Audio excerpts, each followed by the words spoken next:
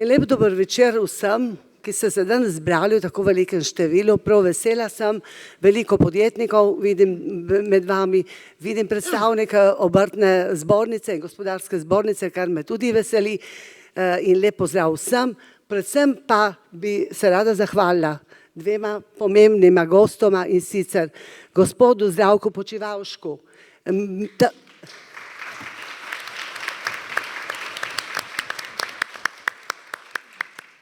večkratnemu ministru Republike Slovenije, gospoda Simiča, lepo pozdravljam, Ivana Simiča.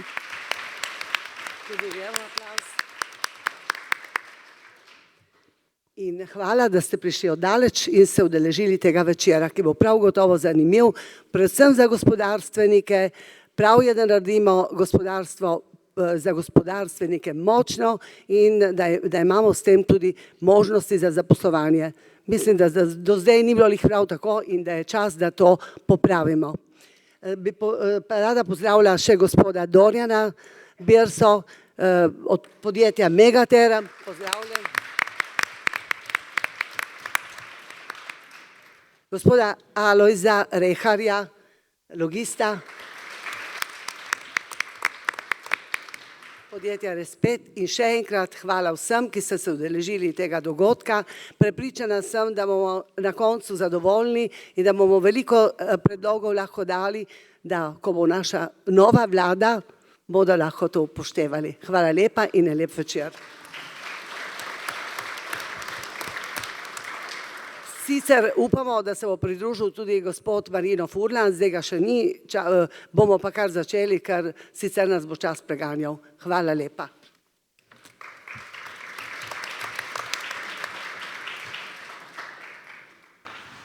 Spoštovane gospe in gospodje, dragi gostje.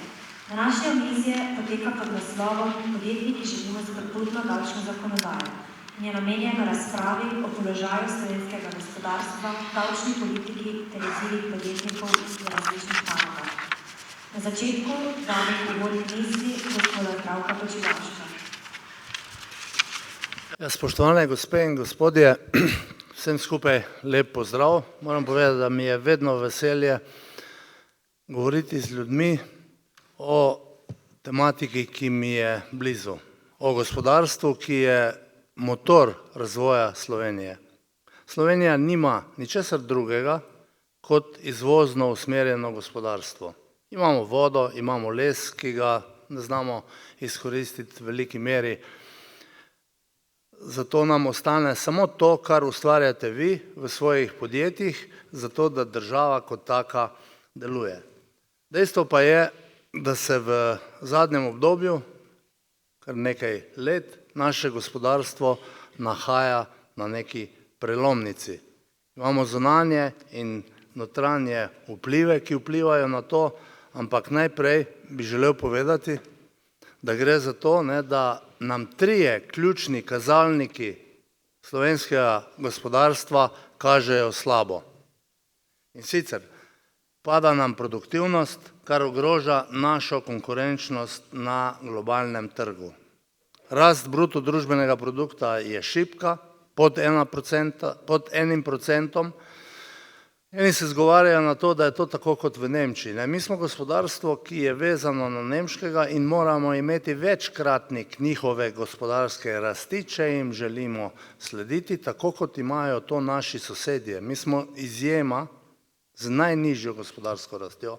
In tretja, najbolj ključna zadeva, ki sploh ni na nek način predebatirana v javnosti, je pa industrijska proizvodnja. Mi smo tretja najbolj industrializirana država v Evropi, Nemčija, Češka, mi. Seveda to preračunano na prebivalca. Mi naredimo manj, kot smo naredili prej. Drugo leto zaredom nam industrijska proizvodnja pada. Če pogledate še nazaj, pred nekaj leti sem jaz večkrat provokativno spraševal, kakšna je razlika med slovensko ekonomijo, hrvaško pa srbsko. Je bil odgovor nobene. Vsi naredimo isto. Se pravi, bruto GDP je približno isti bil od 7 milijonov Srbov, 4 milijone Hrvatov pa 2 milijona Slovencev. To pomeni, da je en Slovenc naredil za 2 Hrvata pa za 3 Srbe. Ampak ni v tem problem. Problem je, da se je ta razlika zmanjšala do severnih sosedov, ki pa naredijo enkrat več na prebivalca kot mi, pa povečala.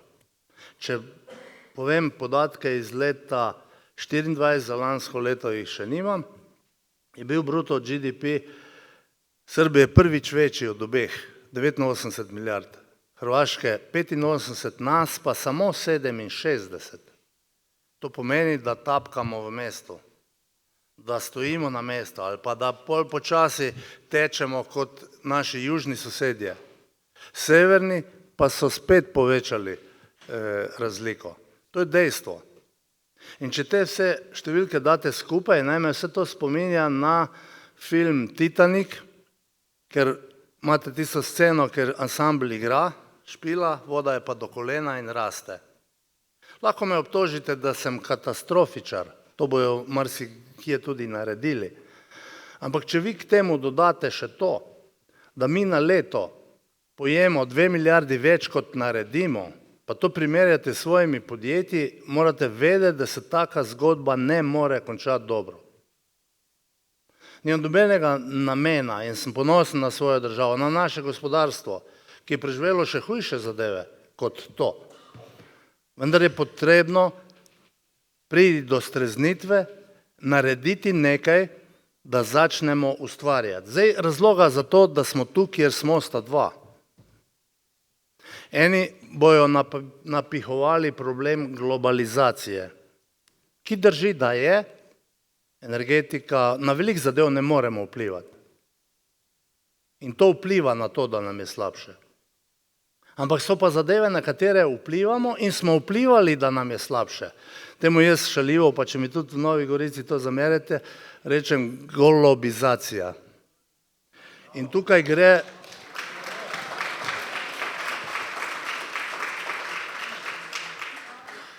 gre za nekaj zadev, ki so pomembne. Nepredvidljivo poslovno okolje. Ne morete se v resni družbi pogovarjati na način, da vi podjetnikom 2 meseca pred koncem leta napoveste nek strošek, ki ga dobijo, pa takoj po novem letu drugega. Pa ne diskutiramo o tem, je to prav ali ni prav. Prav je, da delavci dobijo več. Ampak edina pot do tega je, da imamo več davkoplačevalcev, ne pa da višamo davke. Mi pa smo z višjimi davki in dajatvami pripeljali zgodbo do tega, da je zdaj treba administrativno dvigovati plače. Še nekaj let nazaj smo bili z vsaj nižjimi plačami konkurenčni našim sosedom. Zdaj smo prišli do situacije, da tudi pri minimalnih plačah nismo pri istem bruto, drugje dobijo več kot pri nas. Bolj, ko greste visoko s plačami, o tem bomo bolj še nadaljevanju, kako rekli, je ta razlika večja. Ne vem, kak je tudi na vaši zahodni meji. Jaz sem tam na naši vzhodni bolan od tega, da posluša vsak dan o naših južnih sosedih, kako je tam to boljše, pa ono boljše, pa tretje boljše, pa kako se podjetniki selijo tja. To je za nas groza in sramota. Razumete, če se nam cela podjetja, tudi podjetje prevozno, preseli z 200 delavci v sosedno državo, pa dobi od premijeja odgovor, da je v redu, da je šel tja. Jaz tega, vam odkrito povem, ne morem razumeti. Zdaj, ostali predpisi se ad hoc spreminjajo in ključen problem, ki ga pa vidim v tem, da pri nas v tem trenutku vlada delilna ekonomija. Se pravi, mi se pogovarjamo o tem, kako bomo nekaj razdelili, ne pogovarjamo se, kako bomo to ustvarili. Pa se vsi strinjamo, da je prav, da dobimo več. In za delavce, in za upokojence, in za ostale. Ampak kdo bo to naredil? Nafte nimamo, ono ne znamo, se pravi vi. Vi, ki ustvarjate, boste morali pokriti vso to zgodbo. Dokot, dokdaj jo boste lahko. Tako imam občutek, kot da smo pri živi kravi odrezali si en kos za zrezke zato da bomo v tem trenutku imeli kaj za pojesti, pa upam, da bo ta krava preživela. Zdaj, gledajte, za nami je precej burno obdobje. Čist na kratko moram iti malo še v zgodovino. Ta kriza, veste, zdaj je v mojih očeh dosti bolj problematična kot tista, ki je bila 2008-2009. Zakaj? Zato, ker je okolje okoli nas popolnoma drugačno. Se bo nekdo spomnil, pa bo rekel, da nas ne rabijo, da ni mej, kakorkoli, pustimo zdaj politiko sicer. Ampak po krizi 2008-2009 smo mi šele leta 2017 prišli na tisto obdobje, ki je bilo takrat. Del smo rabili kot ostali, ampak kako smo prišli? Takrat moram pohvaliti takratnega finančnega ministra, dr. Mramorja, ker ni bilo možno potrošiti enega evra več, kot smo ga zaslužili. Razumete, tudi država ne more biti nič drugačna kot podjetje. Na eni strani nekaj dobiš not, na drugi strani pa pač porabiš za šolstvo, zdravstvo, za vse ostale zadeve. Te zadeve morajo biti vsaj srednjeročno uravnane. Lahko se zgodi na kakem letnem nivoju, dveletnem tudi, da je razlika. Ampak mora biti tista razlika v neke investicije, ki bojo dale naprej. Če pa mi to pojemo direktno, pa boste pa plačali vsi, vi in mi, pri takih zadevah. Zato se treba zavedati še nečesa. Naše slovensko gospodarstvo je gospodarstvo, ki 80% vsega, kar naredimo, prodamo ven v produktih in storitvah. Zato je država dolžna ustvariti stabilno, predvidljivo in pa konkurenčno poslovno okolje, zato da lahko ven prodajate. Nas je 2 milijona, našega notranjega trga ni dovolj za preživeti. In znotraj tega sem jaz prepričan, da imamo toliko znanja in sposobnosti, da te zadeve naredimo. Še en primer, da pa dobite občutek, da pa le nekaj pomenimo. Mi smo država, ki na področju bivše Jugoslavije več izvozi kot vsi ostali prejšnji sodržavljani skupaj, vključno s Hrvaško. Naš največji partner je Nemčija, s katero mislim, da smo že po mojem lanskem letu na 18 milijardah. In mi smo ena od redkih držav, ki v Nemčijo proda več, kot od nje kupi. Kaže, da nekaj le znamo narediti. Seveda pa so druge težave. Oni so dobili prehlad, mi bomo imeli zaradi tega gripo, če to spet karikiram in poenostavljam. Zato se bo potrebno pripraviti in sistemsko omogočiti, da bomo več zadev delali, da bomo na eni strani večali delež neevropskega trga, od teh 80%, ki jih izvozimo, gre spet večina, 3/4 v Evropsko unijo, ostalo po celem svetu in zato bo potrebno pogledati naprej in se tudi na tem področju prestrukturirati. Zdaj, ta uvodni del bom zaključil s tem, da pričakujem, da bomo, če pride do spremembe in delamo vse na to, da bi prišlo do spremembe, da pridemo do tega, da bomo gospodarstvu omogočili, da bo ustvarjalo, da bo delo cenjeno, da bo dobiček ponos delavcev, podjetnikov in države. Ne pa, da vam bo nekdo sponašal, da imate dobiček, zato vam je treba nekaj vzeti. Ustvarjati pogoje, da vas bo več podjetnikov, ne pa, da višamo davke in se število podjetnikov manjša, pa je manj prihodkov na tem področju. Zato jaz mislim, da je prišel čas streznitve, ljudje bodo sami ali pa bomo odločili, kaj želimo. Dejstvo pa je, da moramo ustvariti pogoje, da se bo dalo delati in od dela tudi živeti. Delilna ekonomija nas bo pripeljala na dno in jaz si želim, da bomo imeli ali pa imamo samo en vzvod za spremembo. Lahko zdaj govorimo, koliko čemo, kaj bomo, kaj ne bomo. 22. marca se je treba odločiti, kaj si želimo. Moja sugestija je, da volite svojo denarnica. Kdo vam bo pa denarnico bolj napolnil, pa se boste sami odločili. Hvala za uvod.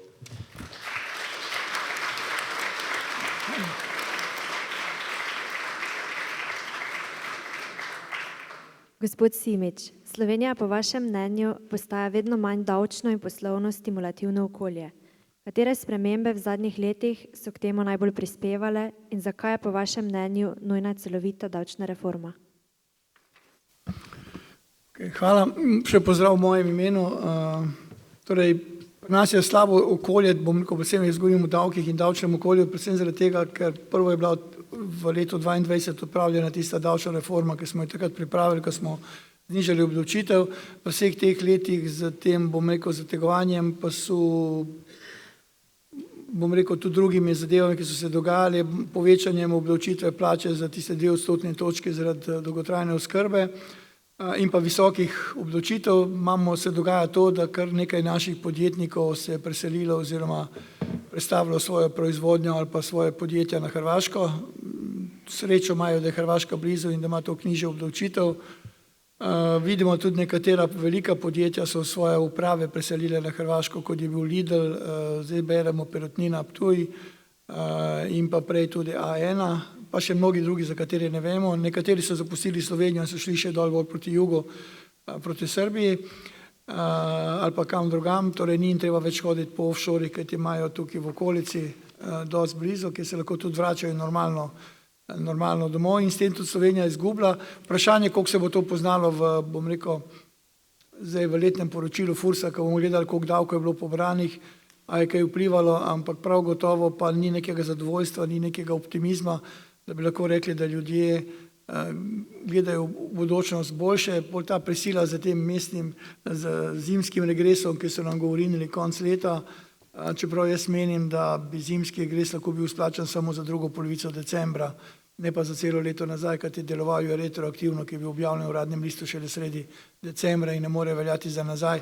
Verjamem, da je to ugodno za nekoga in če je ugodno, da lahko velja tudi za nazaj, ampak veliko je tudi takih, ki jim to ni bilo ugodno, predvsem tistim delodajalcem, ki niso imeli teh sredstev in zdaj spomladi smo dobili, oziroma zdaj ta mesec smo dobili še minimalno plačo 1000 evrov, ki bo pa po moje povzročila dokaj, ne bom rekel masovni, ampak povzročilo bo dvig cen pri proizvodih in storitvah, kar se že dogaja. V mojem podjetju smo že takoj šli z dvigom računovodskih storitev, ker enostavno ti moraš to nekje dobiti in to bodo sledili tudi drugi, pomeni, ta plača ni nič dobrega prinesla. Res, da si je nekdo postavil spomenik, da bo lahko rekel, da je on postavil plačo na 1000 evrov minimalno plačo, to bo vse. Čeprav, če bi ostala tista reforma, mi rečemo Janševa reforma davčna iz 22, bi minimalna plača že zdaj bila 1000 evrov, kajti z vsemi olajšavami, ki smo jih takrat pripravili. Mi smo zdaj pripravili ene spremembe davčne zakonodaje, katera bi se lahko izvedla takoj po volitvah in bi lahko začela veljati 1.1.2027. Torej, so spremembe, ki se lahko hitro izvedejo, čeprav mi rabimo še malo večjo eno spremembo tudi ostalih davčnih predpisov, predvsem je tukaj treba iti v prečiščenje zakona o davčnem postopku, ne vem, koliko poznate, ampak 1 ali 2 člena sta že, ker sta se zarolala celo abecedo okrog, pomeni ABCD, pa še enkrat, zdaj imamo člen, ne vem, 252 AA. Zato je treba to preštevilčiti in urediti, res pa, da tukaj veliko dela. Kar se tiče same dohodnine, to, kar je nekako zdaj pripravljeno in s čemer boste tudi seznanjeni, je, da bi šla splošna olajšava iz 5000 na 8000, naslednja leta bi se lahko videlo, kaj narediti. Za mene je splošna olajšava tista, ki najbolj korigira in razbremeni sploh ta spodnje razrede. Normalno veliko od nje imajo tudi tisti, ki so v visoki obdavčitvi, tam pod 40 ali pa 45 odstotkov. Zaradi tega zmeraj ne rad poslušam, kako nekdo reče, ja, s tem, ko ste uvedli, recimo imamo zdaj ta primer pri obveznem zdravstvenem zavarovanju, nekaj so ga dali kot davčno olajšavo, smo poslušali, kako so oni bogati dobili največ. Normalno, če plačujejo dohodnino 10krat ali pa 20krat več kot ostali. To je zmeraj pri vsaki olajšavi. Potem bi tudi dvignili te olajšave za mlade do 29 let, pa za starejše od 70 let iz 1300 pa 1500 na 2000 evrov. Nižjo stopnjo dohodnine je predlog, da se pač zniža iz 16 na 10%, pomeni, da še tisti z nižjimi dohodki imajo še večjo razbremenitev in pa zgornji dohodninski razred je treba znižati iz 50 na 40%, kajti veliko teh naših menedžerjev je tudi šlo na Hrvaško, zaradi tega, ker Hrvaška ima tam 30% dohodnino maksimalno in se to pozna pri, bom rekel, visokih plačah, s tem, da Hrvati imajo še socialno kapico, katere mi pač nimamo. O tem bom govoril v nadaljevanju. In pa jaz že pred 5 leti sem predlagal in še zmeraj vztrajam, da uvedemo 6. dohodninski razred nad 1 milijon evrov 10%, ki me včasih kdo napada, da želim, celo sem takrat bral v medijih, da želim bogataše obdavčiti manj kot pa čistilke, ker čistilka plača 16, bogataš plača 10%, ne. Nihče pa ni zapisal, da če ti priješ v ta 6. dohodninski razred, moraš državi dati že skoraj 500 milijona evrov dohodnine, ne.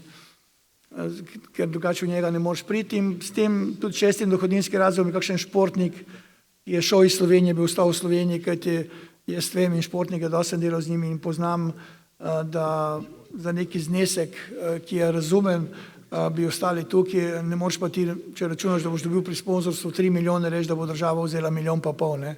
600-700 tisoč pa že nekje lahko sprejmeš, ne.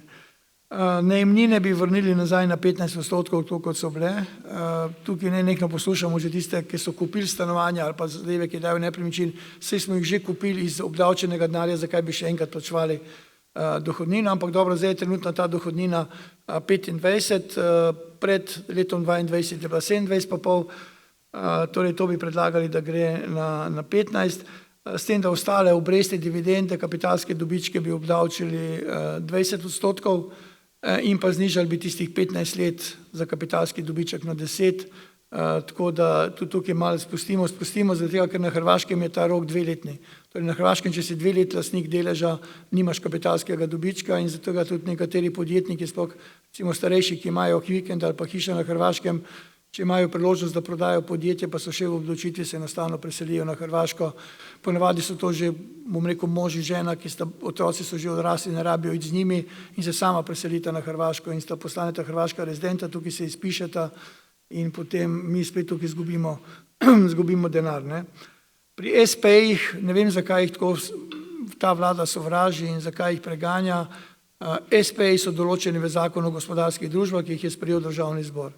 Isti Državni zbor je sprejel obdavčitev SP-jev in je uvedel normirane SP in ugodno obdavčitev. In zdaj se pojavi FURS, ki preganja te SP-je, ki delajo vse po zakonu. Torej so SP-ji, so registrirani in so izkoristili tisto, kar imajo, potem pa poslušamo, kako so oni s tem, ko so šli v normiranega SP-ja, zlorabili zakon, zato da so prišli do ugodne obdavčitve. Tukaj predlagamo, da bi pač ti normirani SP-ji, da bi bil ta normalen, tisti polni SP nekje na 150 tisoč evrov meja in pa 40% normiranih odhodkov. 40% normiranih pomeni, da bi davčna osnova bila 60% in od tega bi potem plačali dohodnino, s tem, da je tukaj še možno delati premike, glede na to, kako ljudstvo reagira in kako ljudstvo bo pač, normirani odhodki 60 pa 40% davčna osnova, da ne bom zamešal. Torej malo bi se dvignilo gor. In pa ta mali SP bi bil do 75, ravno tako 60% normiranih pa 40% davčna osnova. Kar se tiče obdavčitve podjetij, tukaj sem jaz zagovornik, da gremo na 15%. Mi smo si ta cilj 15% obdavčitev postavili že leta 2006, ko smo delali tisto veliko davčno reformo pod ministrom Bajukom, ravno tako v času Janševe vlade. Takrat smo štartali s 25 in smo rekli, gremo do 15, prišli smo do 17, potem so dvignili na 19 in zdaj so dvignili na 22. In ko se jaz nekom pogovarjam, če se nekdo hoče dividende izplačati, on mora prvo plačati davek od dobička, pa pol mora plačati davek na dividende in pride na obdavčitev 41,5. To je skoraj, veste, ko meni kdo včasih primerjava podjetje SP, je približno enako. Tudi pri SP-ju nekje priješ do 41-42 do obdavčitve. Tisto, kar bi morali še pri podjetjih popraviti, je to pokrivanje izgube, ki so ga zdaj omejili na 5 let. To pomeni, da v 5 letih morate pokriti izgubo. Če imate veliko izgubo, jo boste težko pokrili v 5 letih. Poleg tega je pa še ena omejitev, da vi samo pol dobička lahko namenite za pokrivanje izgube. Torej imate 2 blokade in to blokado 5 let bi bilo treba odpraviti. Pri virtualnih valutah smo pač zamudili leto 2022, ker smo imeli možnost, da uvedemo, takrat zakon je bil že v državnem zboru, bi lahko uvedli predlog, je bil takrat 5% obdavčitev tega, kar spustiš dol. Ne ukvarjamo se, kje ste dobili denar, ne ukvarjamo se, koliko ste gor kupovali in prodali, samo to, kar pride dol na račun, ali pa če kupite neko nepremičnino ali pa karkoli, bi bilo obdavčeno 5% in zadeva zaključena. Takrat je bilo veliko govora, kaj pa če kupim kavico, mi smo takrat dali tudi 10.000 evrov je bila meja, do katerega ni nobenega davka. Tudi izgubo bi lahko dokazal, ampak jaz vam pravim, da izgubo pri virtualnih valutah je nemogoče dokazati, ker teh transakcij je 10.000 ali pa 100.000 v enem letu. Glede obdavčitve premoženja se je veliko govorilo, jaz sem pred časom, ko je ta vlada pripravila tisti predlog 1,45, da bodo obdavčili stanovanjske nepremičnine, me je zelo motilo, da se obdavčijo samo stanovanjske nepremičnine oziroma da se sploh obdavčuje samo nepremičnine. Pomeni, nekdo, ki kupi nepremičnino iz svojega obdavčenega denarja, je obdavčena nepremičnina, če pa imaš ta isti denar v banki ali pa kakšni drugi investiciji, je neobdavčeno. Potem normalno sem videl veliko kritik in nestrinjanja ljudi in tukaj do zdaj sem prišel z novim predlogom, ki sem ga tudi predlagal naprej, da enostavno ukinemo davek na premoženje, torej in davek na nepremičnine in NUSZ in vse to ukinemo in se najde teh 300 milijonov, to je 300 milijonov na letnem nivoju, se najde v proračun in se občinam razdeli po tem, koliko so zdaj približno dobile, vse to se da začunati, koliko so zdaj dobile vsako leto, da se občinam razdeli in potem nimamo davka na premoženje, nimamo nobenega opravka s tem. Tudi Avstrijci so pred leti ukinili davek na premoženje. Tisto, kar mogoče ne veste, je veliki so stroški pobiranja tega davka. Vsako leto, še v času, ko sem jaz bil direktor FURS-a, smo imeli med 15 in 20 tisoč pritožb na NUSZ in na davek na premoženje. Pri socialnih prispevkih še zmeraj zagovarjam uvedbo socialne kapice, pomeni zneska, nad katerim se ne obračunavajo prispevki in moj predlog je, ker včasih poveš, pa ljudje ne poslušajo, želimo predvsem, da se izenačimo z SPI. SPI imajo to mejo na 8.330 evrov. Nad tem zneskom ne plačujejo prispevkov. Pomeni, da bi se tukaj izenačili in pa da bi bila še neto plača večja, kaj bi se dalo narediti, da se pokojninski prispevek delojemalcev, pomeni nas zaposlenih, da se zmanjša iz 15,50 na 8,85, koliko je za delodajalce. Levica razmišlja, da bi pa tega za delodajalce dvignila še gor na 15,50. Pri delu upokojencev jaz imam vse pogoje za upokojitev, ampak delam še naprej in dobijam 40%. To je zdaj še eno leto, pol grem na 20.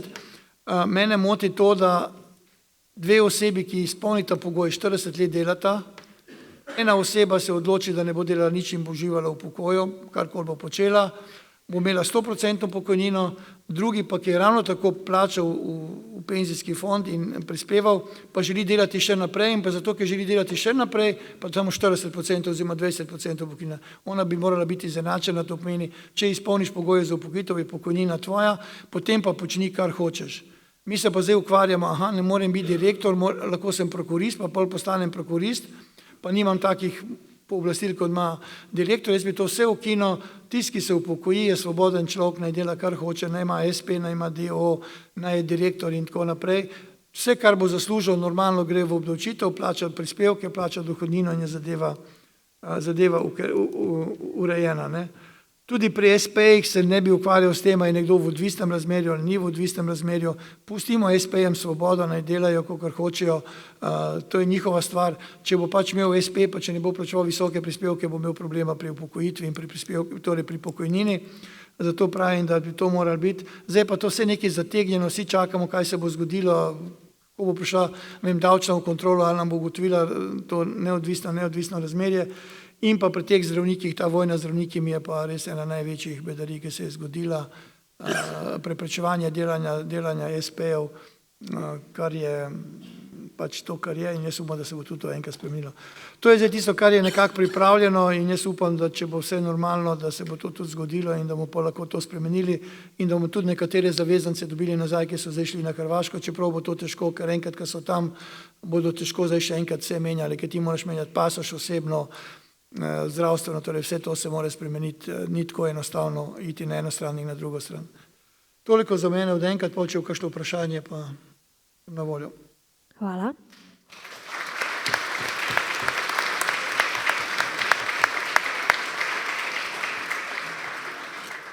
Gospod Furlan, vaše podjetje deluje globalno in ustvarja visoko dodano vrednost z razvojem in znanjem. Kako obdavčitev dela v Sloveniji vpliva na vašo sposobnost zaposlovanja in zadrževanja visoko usposobljenih kadrov?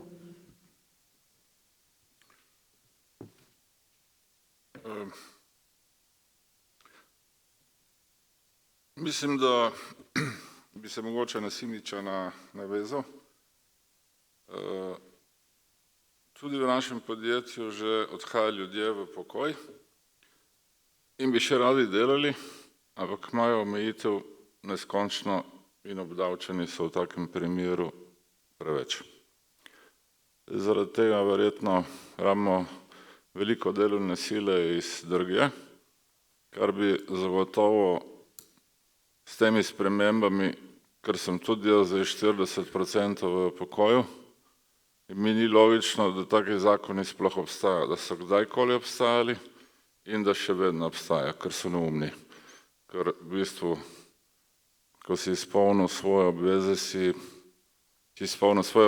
si z nečem končal in če delaš še naprej, je seveda dobrodošlo, ker ne samo v industrijskem sektorju ali pa predelovalni industriji, jaz mislim, da v vseh ostalih področjih storitev so ti starejši, če so zdravi in zdrave pameti, zelo sposobni narediti dobre in koristne stvari. Zdaj, če gledam na nas, glede na to, da imamo eno glavno dejavnost, pa še razne manj pomembne dejavnosti, to, kar delamo po svetu, načeloma ne vidim omejitev. Imamo kar nekaj več zaposlenih v tujini kot Sloveniji, precej več, in vidim, če hočemo kdaj zaposliti in jih tudi imamo, recimo tujci so prikrajšani. Zdaj imamo tujce tiste, ki zlorabljajo naš sistem sociale in imamo tiste tujce, ki bi delali, ki jih pa mi nategujemo. Recimo je kar nekaj stvari jim ne pripada, kar nam pripada. Zdaj Slovenija je res lepa država. Še posebej mislim, da na tem delu živimo tle v enem raju. Mogoče 2 meseca po zimi, ko je premraz, in 2 meseca poleti, ko je pretoplo, je vse ostalo fantastično. Morje, Alpe in okolje. Vendar majhen kraj v gospodarskem smislu ne omogoča nečesa, kar lahko realiziraš v enem zelo velikem mestu ali pa v neki metropoli. Tako da to je pač zagotovo ena ovira, ki jo bomo vedno imeli. Mislim, da še Ljubljana je premajhna za karkoli ustvarjati velikega in res pripeljati nek kader. Recimo vidim pri sosedih, ko so nemška firma kupili tovarno, ali pa mi smo včasih Slovence pošiljali v naše, načeloma to ne funkcionira. Vedno je treba z lokalnimi ljudmi to urediti in tako da težav recimo z delovno silo nimamo, je pa veliko zlorab in mislim, da tle se krešemo z zdravstvom, absence je ogromno, izmišljenih bolovanj, kjer v bistvu mislim, da slovensko gospodarstvo ima zelo veliko problemov. In mislim, da če boste karkoli počeli, jaz mislim, da rabite tle kar dobro se poglobiti v tematiko. Zdaj, v druge dejavnosti, ki jo imamo, ki je gostinstvo, tam je pa terrible. Jaz mislim, da slovenskih ljudi, ki delajo v gostinstvu, ni več, oziroma mislim, da jih je možno samo na prste prešteti. Zdaj, v bistvu, ko in sami tudi razmišljamo, kako zgraditi neka stanovanja, da bojo ljudje, ki bi mogli od drugje priti, kulturno živeli, seveda to nemogoče. Kamorkoli pogledaš, je prazen prostor, ampak kaj narediti je nemogoče. 4 leta recimo čakamo na poplavno študijo v Šempetru, minilo je že 4 leta in ne moramo nič premakniti. Ko govorimo pa o gospodarstvu, rabimo sprejemati odločitve. In te odločitve so hitre, efektivne, vendar so zamujene priložnosti. Tako da bi mogoče tle končal.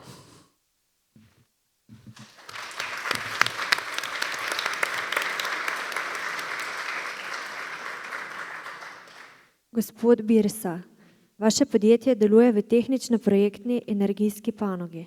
Kako davčna in prispevna obremenitev vplivata na stroškovno strukturo projektov in konkurenčnost vaših ponudb?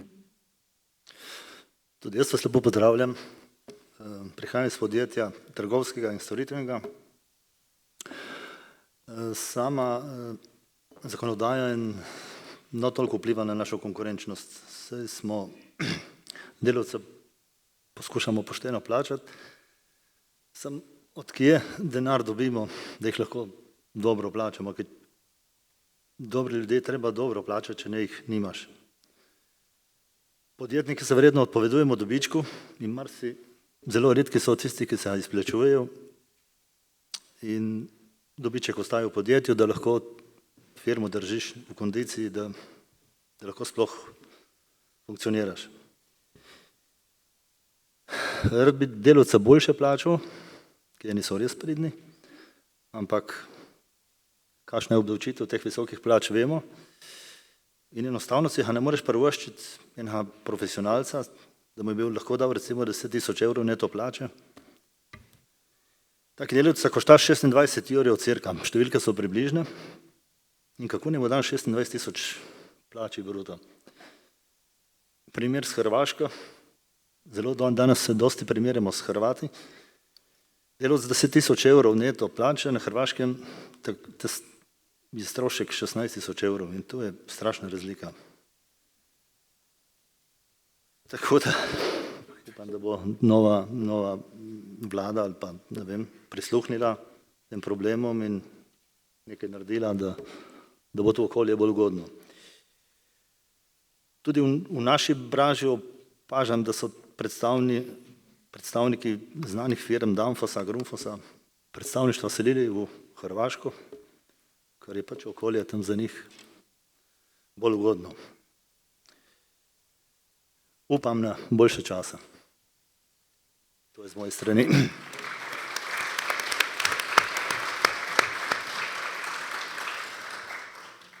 Gospod Rehar, logistika in špedicija delujeta v zelo konkurenčnem mednarodnem okolju. Kako davčna obremenitev dela in administrativni postopki vplivajo na konkurenčnost slovenskih logističnih podjetij?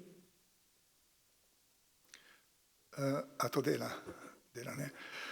Torej ja, Rehar, sem prokurist v logističnem podjetju, ki ga vodi moja hčerka, podjetje je družinsko. Zdaj smo poslušali to gospoda Počivalška, ki je orisal splošni gospodarski okvir oziroma to, kar se trenutno dogaja.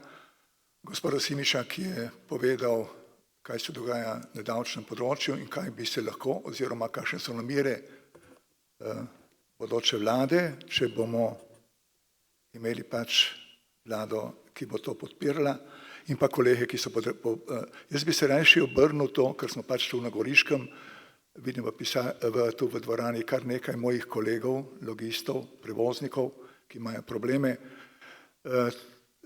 pa bi povedal nekaj podatkov, najprej zakaj pa in kaj je logistika. V Sloveniji predstavlja logistika približno 8,2% družbenega proizvoda.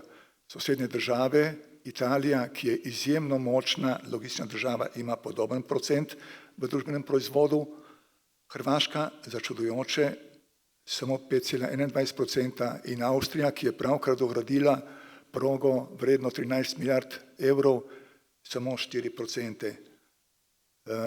In zakaj ti podatki? Zato, ker se podobnem odnosu, torej podoben družbeni proizvod imamo tudi na regionalni oziroma na ravni goriške regije,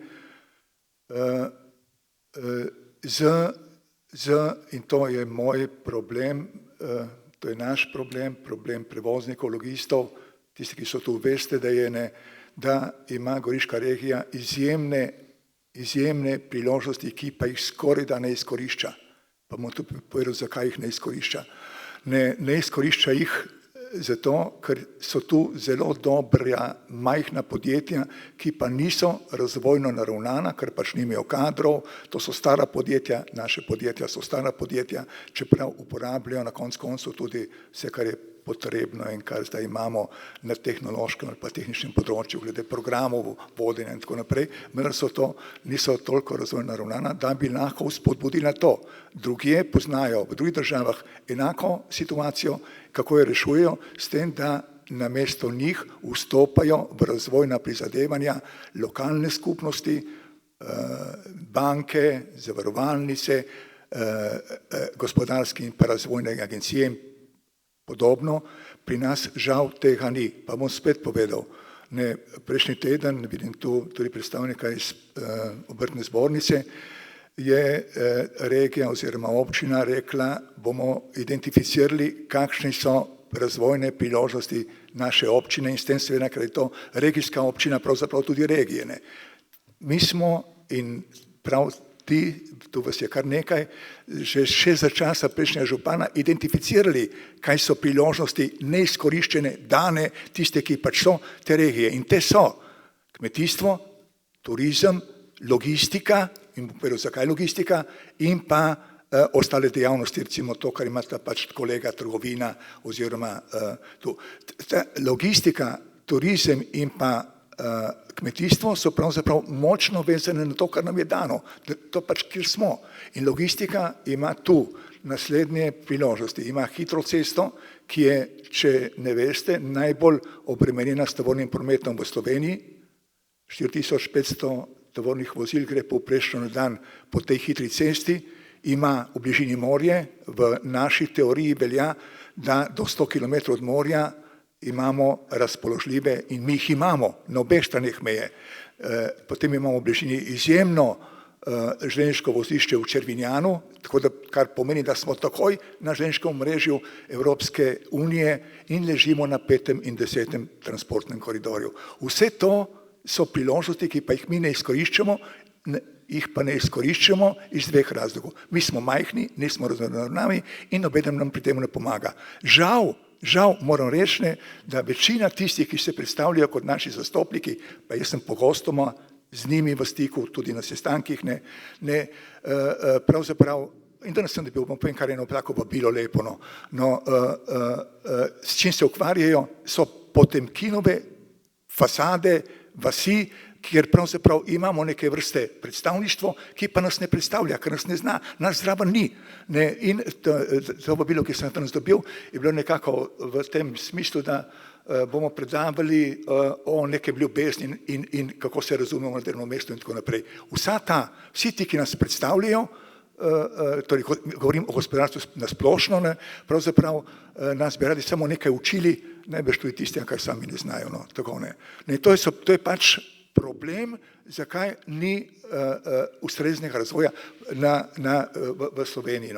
Torej, tudi ko ste tu poslušali kolega bivšega ministra o tem, kaj se je zgodilo z božičnico oziroma zimskim regresom, najbolj, jaz sem o tem govoril v Ljubljani, najbolj, kar je bilo pravzaprav katastrofalno je bilo, da pride nekdo in reče, ja, bomo dali božičnico in me ne briga nič več. Torej, tako se ne dela v državi, tudi na kmetiji, tudi v podjetju. Tako da, tu bom končal, da ne bom predolg. Hvala.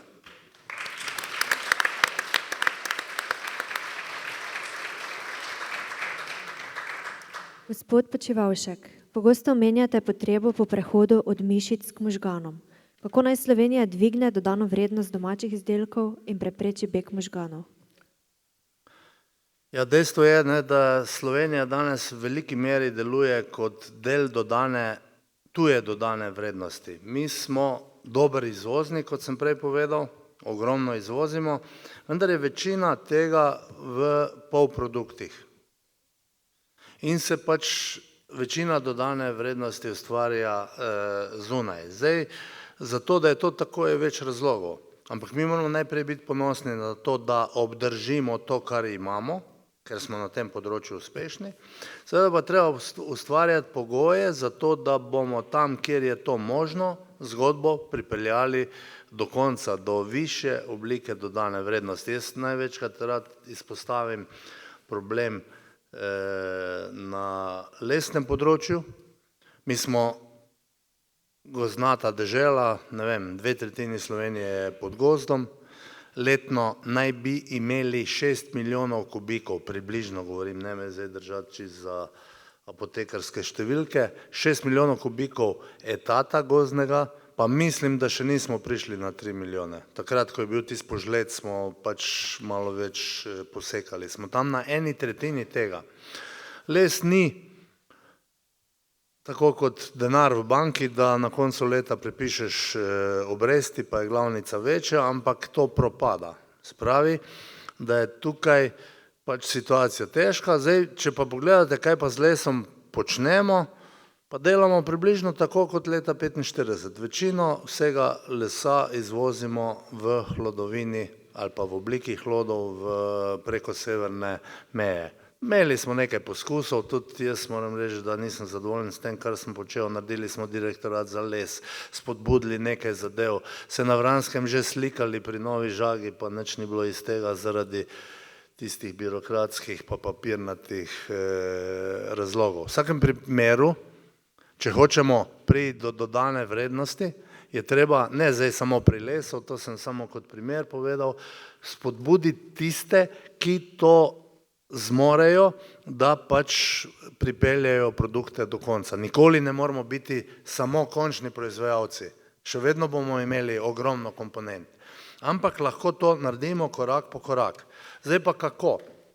Glejte, v Jugoslaviji spet, če se vrnem nazaj, smo bili v Sloveniji tista republika, kamor so se stekali možgani zaradi plač. Mi pa danes, če hočemo v nekem podjetju zadevo prestrukturirati, rabimo dobro plačati inženirje, ne govorimo o direktorjih. Ko smo to poskušali narediti s socialno kapico, lahko Ivan potem kasneje pove, bili smo že blizu, pa nam je zadeva padla v vodo, upam, da bo zdaj situacija drugačna. Če hočete to narediti, morate inženirje plačati. In više kot gremo, večja je razlika med bruto pa neto in zato se nam danes leta 26 možgani iz Ljubljane selijo v Zagreb pa v Beograd, narobe svet. Ampak to ne moreš administrativno preprečiti. To je inštrument, s katerim moramo na davčnem področju zadevo spremeniti. Kako? Z davčnim omogočanjem, da bodo podjetja nagrajevala svoje inženirje in pa možgane na način, da bodo ostali pri nas. Spodbujanje ne samo finančno, tudi z ostalimi pogoji, da se bodo podjetja lahko razvijala in korak po korak tisti, ki to zmorejo, da gredo s to zgodbo naprej. Ključna pa seveda je v tem, da imamo intelektualni potencial, da ga moramo izkoristiti, zato da bomo prešli od mišic k možganom. In zdaj imate situacijo spet 2026, da bodo intelektualne zadeve delali na jugu, mi pa bomo postali neka oaza za fizična dela. To ne pomeni, da je to sramotno. To ne pomeni, da to ni v redu. To, kar imamo, obdržimo, ampak dajmo razvijati zadeve v smeri, da bomo lahko tudi na tem področju prišli do tega, da bomo več dodane vrednosti ustvarjali doma in zato pa je odgovorna država. Država ne more delati namesto vas, ampak država je dolžna, da ustvari pogoje, da boste podjetniki lahko zadeve razvijali v tej smeri. In tukaj jaz mislim, da moramo spremeniti miselno stanje duha do tega, da bomo z tem, kar imamo kot okoljem, zadovoljni. In jaz tudi verjamem, da bomo ob spremembi nekatere zadeve uredili in izvedli prvi mesec za to, da bodo lahko začele veljati, kot pravi Ivan, s prvim leta 2027. Če smo začeli po volitvah šele pogovarjati o tem, kaj bomo naredili, ne bomo naredili nič. Lahko pa rečem, da imamo za vsako področje narejen natančen načrt, kaj bomo naredili, kdaj bomo naredili in s kom bomo naredili. Zato, ker je vrag, še enkrat povedano, odnesel šalo in je potrebno ukrepati za to, da te pogoje, o katerih smo govorili, spremenimo. Jaz bi se dotaknil, če lahko, samo še tega, kar je moj predhodnik govoril o logistiki. Logistika je poleg nekaj drugih zgodb, saj imamo več dejavnosti, na katere mislimo dati pozornost na področju države in se ujemajo s tem, kar je bilo rečeno, ampak logistika pa je ena zgodba, ki ni samo za vas pomembna. Logistika je zgodba, lahko rečem, skoraj v top vrhu za državo Slovenijo iz večjih razlogov. Zato, ker smo vstopna točka za 500 milijonski trg vzhodne, južne, srednje Evrope skozi luko Koper. In namesto, da bi pri nas ta logistična središča rasla, zdaj tukaj ste malo oddaljeni, če se peljete od Maribora proti Gracu, od naše meje pa do Graca vidite, kaj pomeni logistika, ki je v veliki meri tista tam graška, avstrijska, bazirana na luki Koper. In to je zgodba, ki jo moramo resno kot država zastaviti. Tukaj smo spet na vladnem področju tisti, ki moramo ustvarjati pogoje, da potem pride do privatne iniciative in da zadeve spremenimo. V vsakem primeru bomo naredili vse, da skozi pogoje in obdavčitev omogočamo podjetjem, da bodo prehajala v finalizacijo svojih produktov. Seveda, jaz lahko filozofiram tukaj, to je lahko reči, teže je narediti. In vsaka zadeva se začne s prvim korakom, s procesom. To ne bo čez noč, prižgeš, pa zgasneš luč. Ampak se ustvarjajo pogoje in se bo v mandatu 4 let, v mandatu 2 vlad, pa naredil en pomemben premik. S tem, da še enkrat povem, da sem ponosen na to, kar naše gospodarstvo danes naredi in kako je izvozno uspešno. Največje veselje mi je hoditi po Sloveniji, pa nimate skoraj ene vasi, da ne najdete neke tovarne, ki ima 80, 100, 200, 300 ljudi in kar 80, 90, 100% vsega izvaža. In to so vse ljudje naredili brez države. In delajo in bojo še delali, zato jim omogočimo, da delajo več. Pa še eno zadevo večkrat povem, pa bom zaključil. Jaz sem bil ob priložnosti, ko smo delali Magno v Mariboru, pa se zdaj eni iz tega norce delajo, ampak tam jaz globoko verjamem, se bodo delali avtomobili v zelo kratkem času s polno paro. V glavnem, ko smo bili na sedežu Magne v Kanadi, smo imeli potem priliko tudi pogledati na vlado pa njihov parlament in sem na nek način primerjal naše uradništvo pa kanadsko uradništvo. Pa je v grobem razlika taka. Ko pride v Kanadi podjetnik pred okence uradnika državnega in mu pove, da ima neko idejo in željo. In ko ta uradnik ugotovi, da ta želja podjetnika diši po davku, od tistega trenutka dalje ta uradnik naredi vse, da bi ta podjetnik čim prej lahko začel plačevati davek. Pri nas je pa situacija obratna. Ko pridete k okencu našega uradnika, se vaša kalvarija šele začne. Zato je naša naloga, da spremenimo sistem, da naprej določimo čas procesa, ki ga morate vi rešiti in moramo dosežiti, da bodo uradniki v tistem času izdajali odločitve. Ta zadeva ne bo prišla sama od sebe, ampak jo bo treba regulirati in pač potem tudi nadzirati in pa speljati. Če glava ne želi tega, pol uradniki sami tega ne bodo naredili.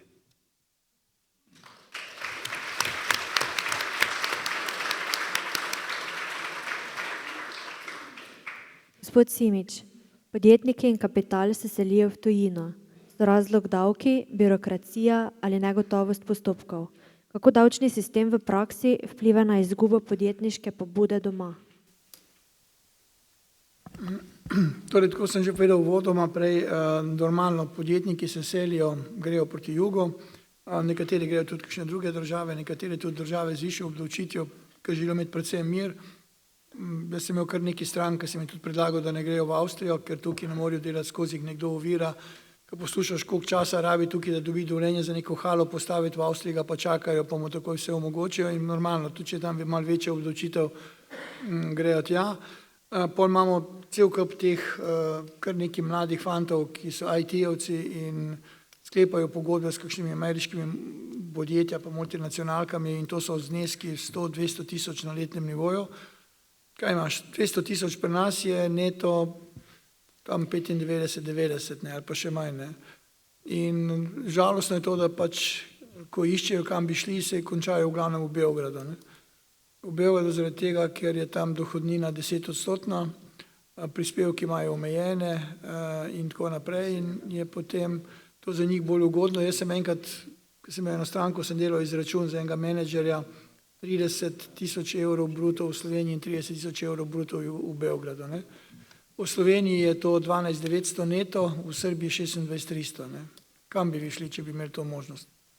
Normalno se priješ čez vikend domov, se pripelješ, normalno se moraš potem tudi preseliti, ne moreš biti naš rezident. Torej, vsi ti prehodi so povezani z vrsto komplikacij. Ne more samo mož iti, mora tudi žena iti z njim, ker če nista oba v drugi državi, je on še zmeraj naš rezident. Finančna uprava zelo težko koga spusti tukaj ven, zaradi tega pravim, da ti premiki niso tako enostavni, kot eni povejo, bomo kar šli, pa bomo vse pustili. Ne, ni. Ti imaš tukaj družino, tukaj imaš hiše, tukaj imaš stanovanje in jaz pravim, zakaj bi to sploh počeli, če lahko to naredimo tukaj. Se ni treba davke znižati na njihov nivo, ampak dosti, da jih malo znižamo, to, kar je zdaj predlagano in bodo pač ljudje, bodo pač ostali podjetniki tukaj in bodo pri nas delali, ker imamo odlično lokacijo, imamo to geostrateški položaj, imamo odličen Luko Koper, imamo vse to, če bi ljudem malo bolj omogočili, da lahko delajo, da se lahko nekaj več gradi, bi se nekaj dogajalo, pri nas pa samo iščemo, kako bomo postavljali ovire, da jih čim bolj oviramo in tako naprej. Ne vem, koliko spremljate moj blog, jaz na blogu dosti pišem o teh zadevah, trenutno se pač ukvarjamo in tudi, ne vem, če ste videli na LinkedInu, en fant, ki izdeluje te vrtne utice in tako naprej, je FURS zdaj prišel z idejo, da bo to 22%. Jaz pravim, zakaj? Povejte mu, od jutra naprej bo 22, pa pustimo te za nazaj naprej, ne pa da mu grozi tam odmera 300, 400 ali pa še več tisoč evrov. Podobno se dogaja, ne vem, z gradnimi omarami. Ne vem, zakaj FURS po 26 letih DDV se spomnil, da od gradnih omar ni več 9,5%, ampak 22%. Ne.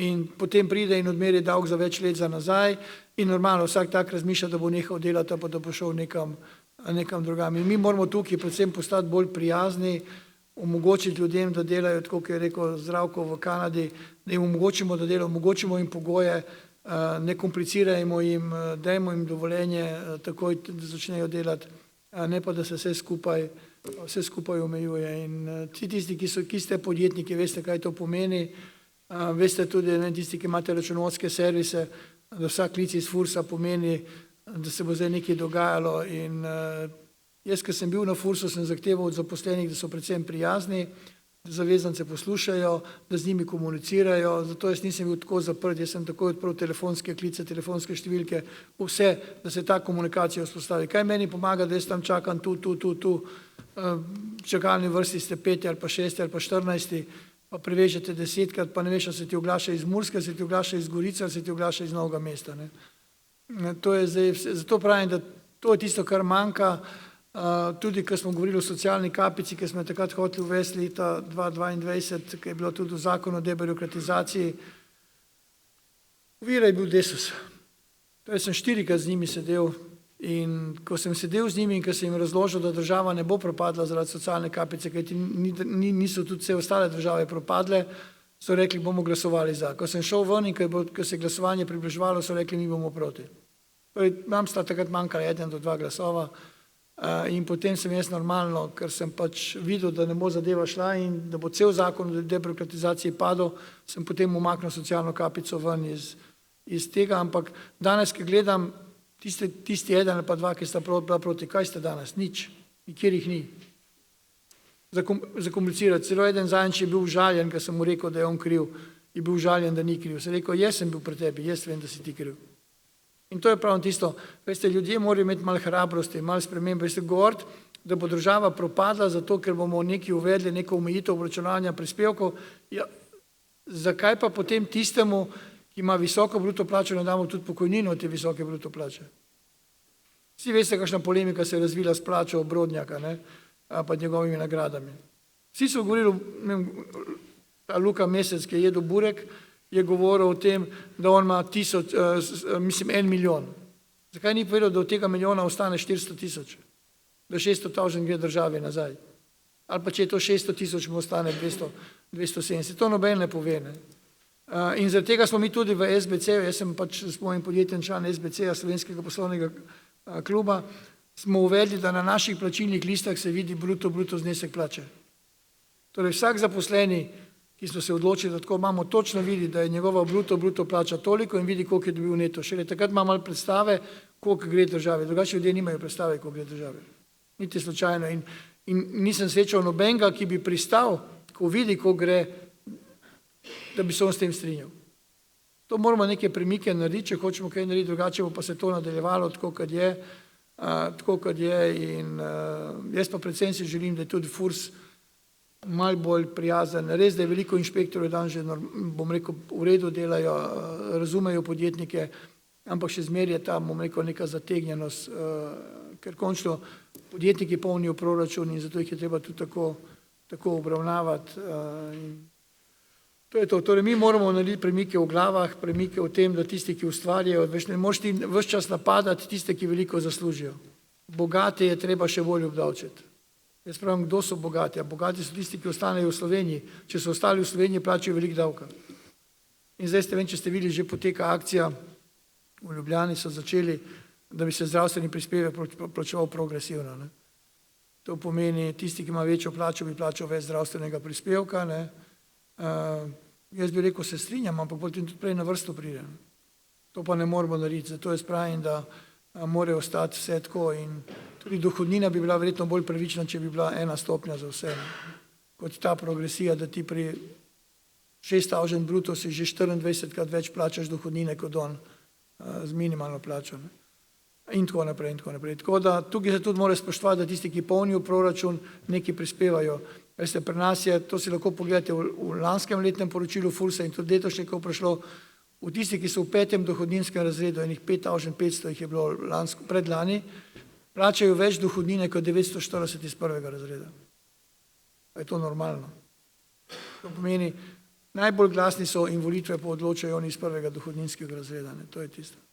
In enkrat, da nam bodo tišli eden po eden, nam bodo šli ven in na koncu bo manjkalo denarja in ko bo manjkalo denarja, bo treba povečati davke, ko boš povečal davke, se bo spet krog vrtel in tako naprej. Tako da možnosti imamo veliko, se bo odločiti se moramo. Ne. Koliko imam mesta?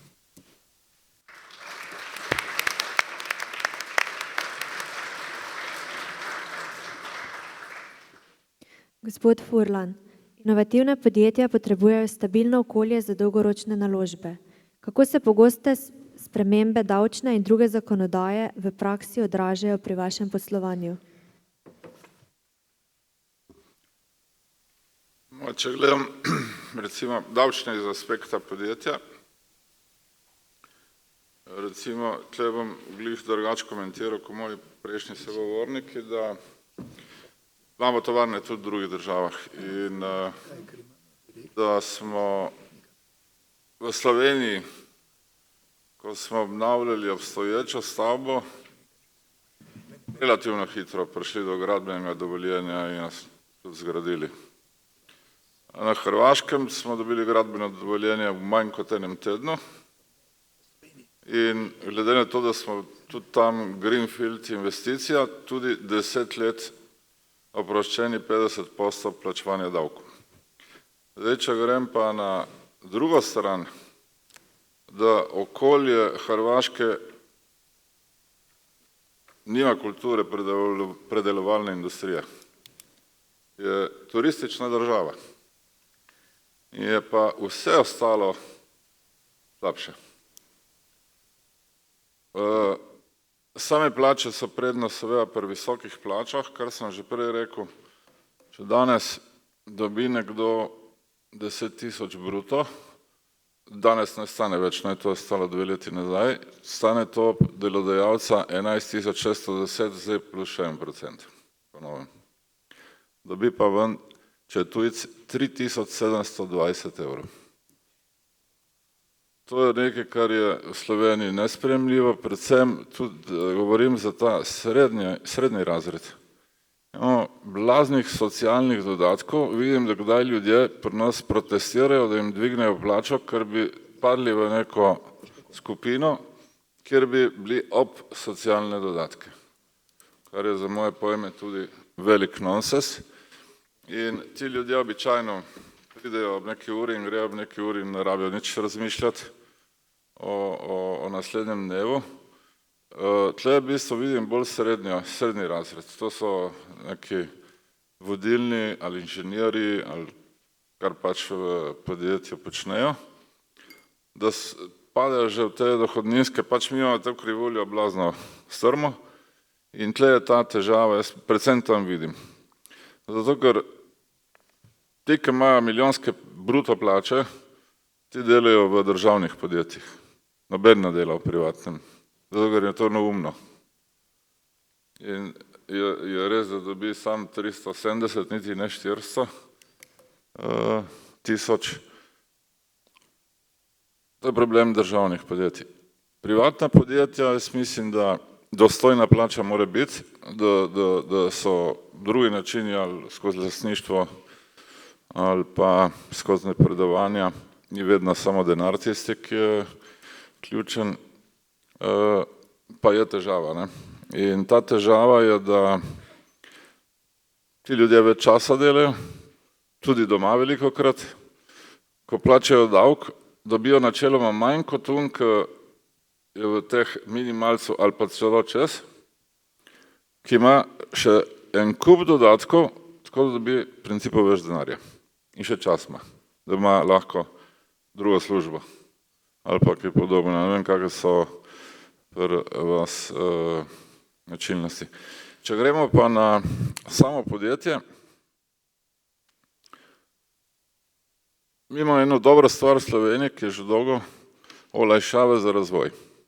Recimo naše podjetje na kakršenkoli razpis, pa smo, bom rekel že, jaz sem bil v bistvu nasprotnik razpisov.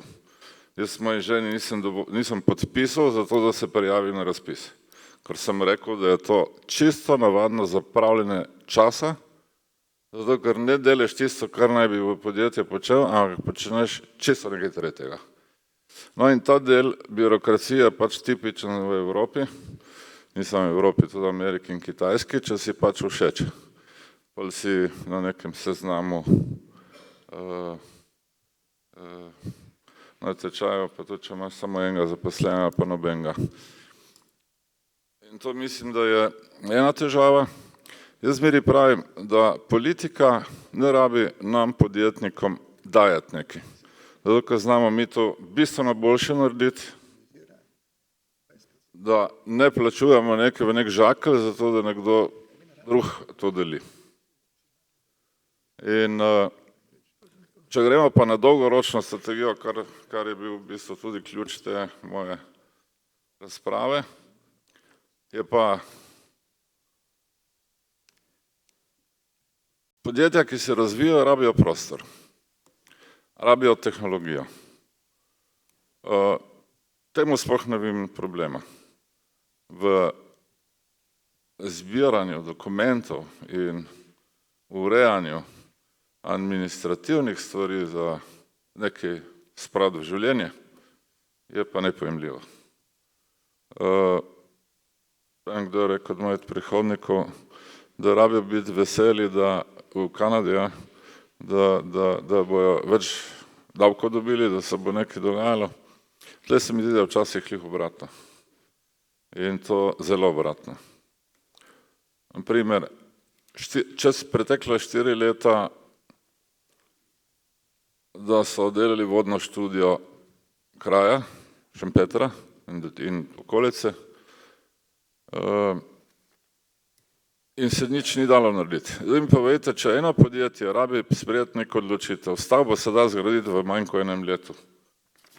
Stroje se da dobiti, v bistvu stavbo je možno narediti v 6 mesecih. Tovarno. Stroje je možno dobiti, odvisno kako so posebni, od 6 mesecev pa tja do 1 leto. A papirje pa 4 leta. In še jih nimamo. Tako da mislim, da je v državi preveč birokracije. In v bistvu me je strah, da vsaka nova vlada, kjerkoli, pripelje še nove. Menim, da je nov podatek, da je več zaposlenih v državnih kot v predelovalni industriji. To nič ne ustvarja, samo še bolj komplicira naše življenje. Pred kratkim, ko je Musk v Ameriki stopil zraven Trumpa, se posta se skrejala.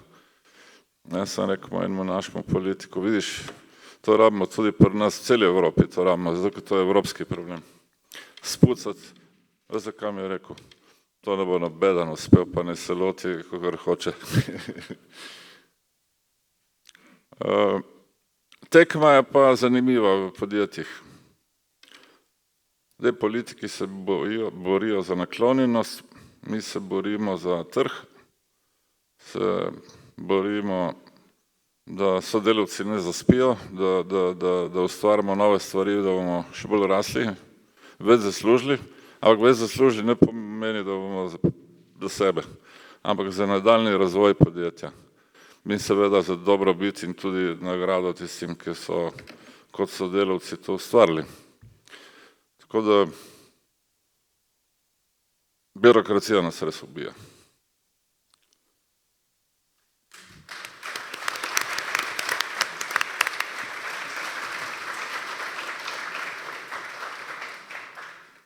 Gospod Birsa, energetski in strojni projekti so močno regulirani.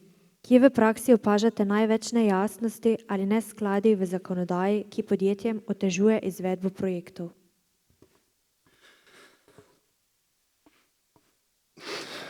Potrebovali bi več usklajenosti s stroko in več življenjskih rešitev, ki včasih so eni predpisi predvsem nerazumljivi.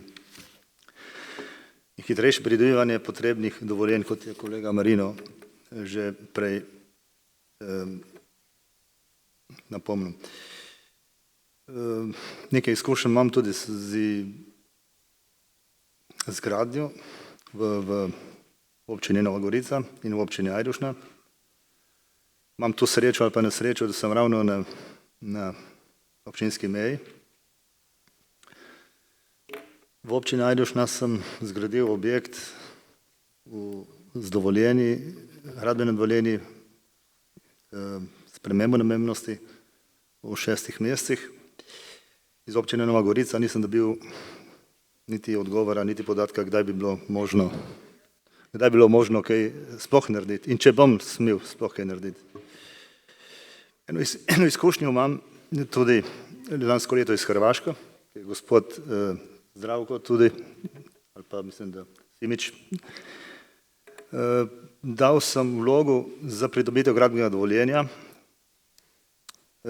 Odgovor je po zakonu v 14 dneh, za vsako vlogo, ki jo daš, v 14 dneh ti mora odgovoriti. Če je negativna, zakaj je negativna. No, in če verjamete ali pa ne, v letu in pol od vloga za gradbeno dovoljenje, v letu in pol je objekt vseljen. In ponosen sem, da sem to uspel, daleč od Slovenije, tako hitro narediti. Ampak res so pogoji čisto drugačni, kot so tukaj. In meni je strašno žal, da je ta umestitev objektov v prostor tako nemogoča. Enostavno ne moreš, Marino je rekel, enostavno ne moreš priti do ne. Zdaj eno frazo bom povedal, oziroma eno primerjavo z občino Ajdovšna, zakaj se ta tako čudovito razvija, zakaj vsak, ki se pelje po avtocesti, vidim tu strašno razliko. Jaz objekt sem zidal v občini Ajdovšna in vem, zakaj je tako. Prideš na občino v Ajdovšno in bi zidal halo. župan občina te posede v svoj avto in te pelje na lokaciji, katero so možno zidati in katero si boš izbral. In v roku meseca, dva imaš gradbeno dovoljenje za objekt pridobljen. V tej naši občini, kaj takega je nemogoče in ne vem zakaj. No, tudi strašni problemi so sprememba namembnosti iz kmetijstva v gradbeno parcelo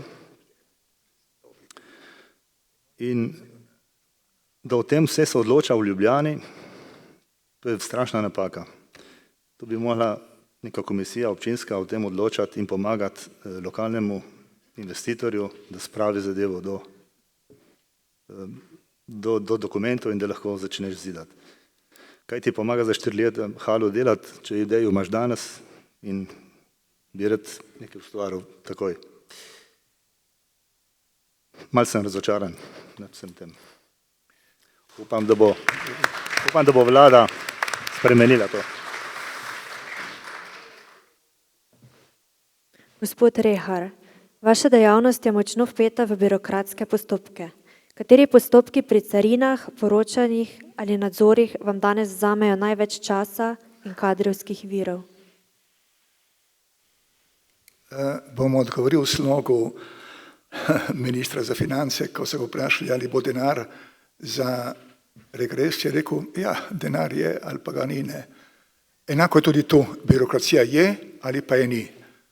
Slovenija ima, mislim, da enih 25 000 do 30 000 predpisov podzakonskih in tako naprej, zadeva, ki je neobvladljiva pravzaprav brez digitalizacije, brez umetne inteligence, ki jo zdaj uporabljamo in tako naprej. V naši dejavnosti, torej v logistiki, pravzaprav v carinskem posredovanju, ker carinski postopki so evropski, niso nacionalni, mi imamo samo izvedbeno uredbo, torej na kakšen način neke nacionalne posebnosti, nekaj takega, ne, se pravi, uporabljamo evropske carinske predpise. Zelo podobno je tudi v cestnem prevozu blaga, še več, recimo Avstrija sploh nima lastnega zakona o cestnem prevozu, pač uporablja direktno evropske direktive. Mi pred leti, jaz sem bil predsednik ene zbornice, pa smo se temu kar upirali, nismo uspeli. Mi smo iz enega zakona naredili 3. Enega za voznike, enega za motorna vozila, enega za cestni prevoz blaga, pa ne vem kaj vse, danes jih je najbrž že 15. Ne, dajte to obvladati. Ne, ko smo se spraševali, zakaj pa, a veste zakaj? Zato, ker ko je bil sprejet zakon, so nas pripravljavci tega zakona z Ministrstva za infrastrukturo, promet, kako se je pač klicalo v tistem času, ne, hodili okrog učiti, kako se bo implementiral zakon. Spravi, čista korupcija, tako pač je. Potem posledice, ki niso sicer tako neposredne, vendar so, to, kar je rekel kolega Marino prej, res je, da smo v letu dni v Sloveniji izgubili, tu imam podatek uradni od SURS-a, 7360 zaposlenih v gospodarstvu. Pazite, 7360 manj delovnih mest, delavcev, ki plačuje davke. Smo pa zato pridobili 4308 delavca v javnem sektorju. Tistega praviloma, pa se to ni točno, ma praviloma, ki rabi ta denar, ki jih oni 7000 ne bo plačevalo. Se pravi, trendi grejo vsak sebi. Zdaj, torej birokracija je zagotovo v državi potrebna. Brez tega ni funkcioniranja države. Birokracija pomeni izvrševanje nekega družbenega dogovora, ki ga ima pač država, kako bomo kaj delili, na kakšen način, kdo kaj in tako naprej. No. Vendar ne, kaj se pri nas dogaja in še to bi rekel, no, torej jaz, ko sem pogostoma v stiku z birokracijo, sem vedno nerad v stiku z njo. Zakaj? Takšen stik vedno predstavlja neko možno koruptivno, te bo prosil kaj, boš kaj naredil in tako naprej. Zato se mi, kolikor se le damo, izogibamo stikom z birokracijo, kjer se pač lahko. Ne, torej, rabimo in da se, vam povem primer, recimo glede zaposlovanja. V Sloveniji manjka trenutno 3800 voznikov, jih pač ni, tudi v Srbiji jih ni več, v Bosni ni več tudi zaradi plač in jih pač ni. Ne. Imamo voznika, ki ima, mislim, da zdaj 9 dni, pa še vedno dela pri nas 76 let in vozi tovorno vozilo v mednarodnem cestnem prevozu. V Evropi manjka 3 milijone 800 tisoč voznikov do 30 leta. Katastrofalna, to, kar ste poslušali prej o pomenu logistike, prevoza in tako naprej, katastrofalna slika, kaj se nam bo zgodilo. Zato smo mi prisiljeni, mi sami že imamo 2 Filipinca zaposlena, smo mi prisiljeni pač iskati delovno silo drugje. Ne gre drugače. Pobira 200 tisoč zaposlenih v javnem sektorju, od tega, kot je rekel enkrat predsednik Pahor, jih je 50% preveč, govorim o birokratskih službah, ne o tam, kjer je javni sektor, bolnice in tako naprej, tam so zagotovo potrebni. Ne, se pravi, zato, ker imamo odliv tja, imamo tudi izjemno veliko delovnih mest, ki so pač taka, ki so bolj škodljiva, pa vedno so pa tudi dobro plačna, in od teh imamo tu v Gorici, igralnica. Povejte mi, kaj nam služi igra, in pa je tam, kaj ćemo z njo, imamo jo, ne, vendar ta, in to so dobro plačna delovna mesta, naši vozniki, ki vozijo pa šoferi, ki vozijo kruh, mleko in tako naprej, ne, naši pa so pač cigani, kot zgledane, ki jih noben pač, ne, torej, hočem reči, da, no, in ker jih mi rabimo, in ker ni več tega bazena zaposlovalnega iz bližnjih balkanskih držav, ki je bil tradicionalen, ne, zaposlujemo pač od drugje. In kaj se nam tu dogaja? Postopek gre naslednji. Dajte, tako je tudi predpisano, takšen je postopek, procedura, ne, dajte vložiti po elektronski pošti vlogo na upravno enoto in potem bo vse rešeno. Malo morgen, ni res, ne, mi damo tja najprej vlogo, potem zahtevajo od nas dokazila, 2-krat, 3-krat, 4-krat, kar je nasprotno z upravnim postopkom, 5-krat, kako se komu spomni, in moramo tja iti. In ko gremo tja, čakamo ponižno, dobimo listek, če smo na vrsti, bomo prišli do referenta, če ne, reče, pridite jutri.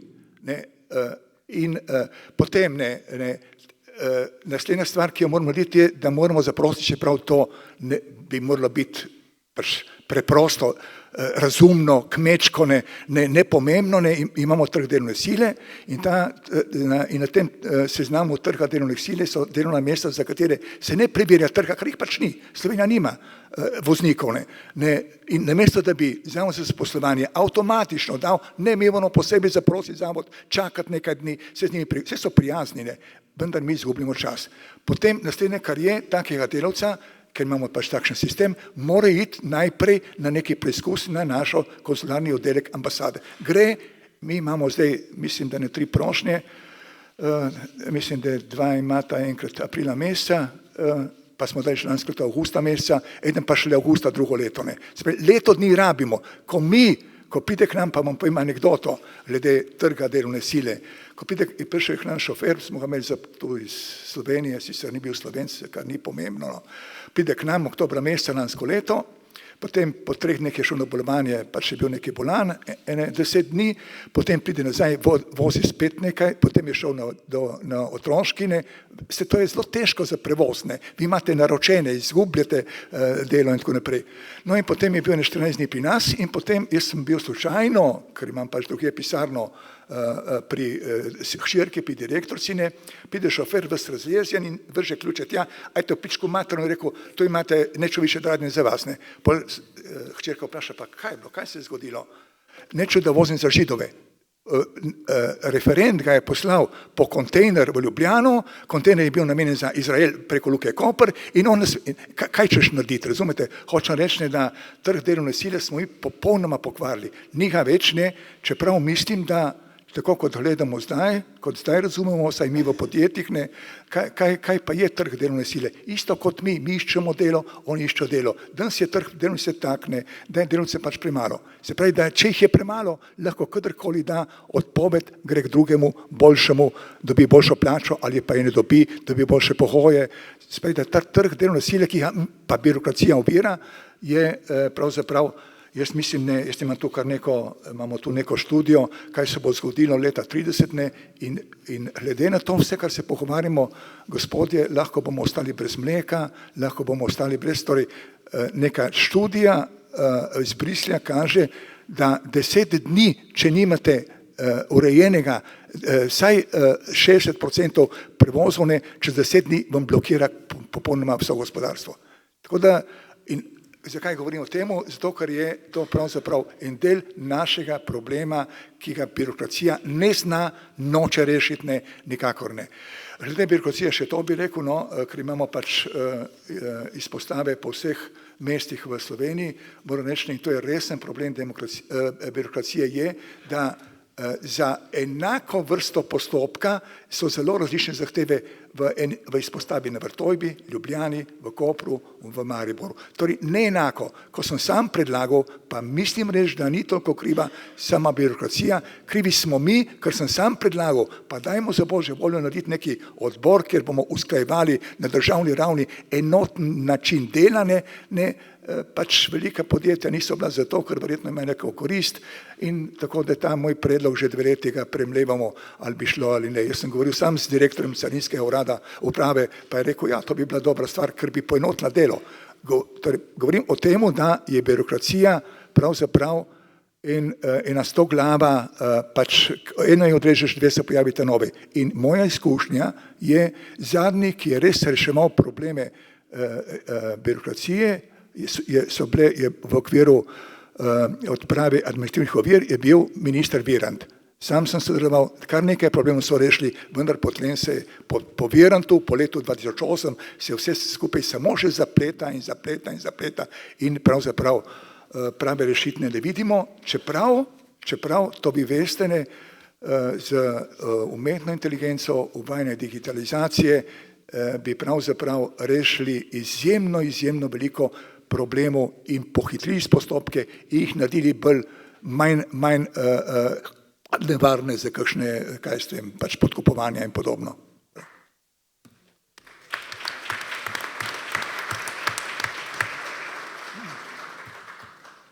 Je mogoče sedaj kakšno vprašanje iz publike? Dobro večer, Andrej Stres. Mislim, da smo vsi tukaj za jutri. Kaj je podobno. Prvi problem, ki ga jaz sem danes slišal 5-krat, javna uprava, privatni sektor. Kako bomo to rešili, če je več v javni upravi, manj v privatnem sektorju? Kaj bomo odpustili? Kako? Jutri boste, mogoče vi ministri, vprašam. To je najbolj, to me je ustvarjate drag, zapravljate drag. Zdaj, eno je, kako bomo to rešili. Druga stvar pa je, nekaj pa bomo rešili. In sicer digitalizacija, umetna inteligenca nas bo pripeljala, da bomo zelo hitro prišli do tega, jaz verjamem v to, da bomo vsak podatek samo enkrat nesli. Tudi na podjetniškem nivoju. Si predstavljate, koliko ljudi ne bomo rabili, če se do tega dokopljemo. Zdaj, kako bomo to reševali, druga stvar. Je pa dejstvo, da imamo kar nekaj potreb po delavcih, recimo dolgotrajna oskrba, skratka znotraj javnega sektorja je veliko potencijala. Malo na šalo, malo pa zares. Težave bodo velike, vendar je dejstvo, da bo morala državna uprava postati bolj vitka in bolj učinkovita. Ne samo za gospodarstvo, za vse tiste, ki delamo, seveda bo pa to treba v okviru zakonov rešiti. Generalno gledano se pa ne šalim, ko rečem, da nam manjka delovne sile. Se pravi, da nihče ne bo rabo iti na cesto, seveda pa ne bodo mogli vsi delati tisto, kar zdaj delajo. Vsi smo za spremembe, ampak če so pri vas, ne pri meni.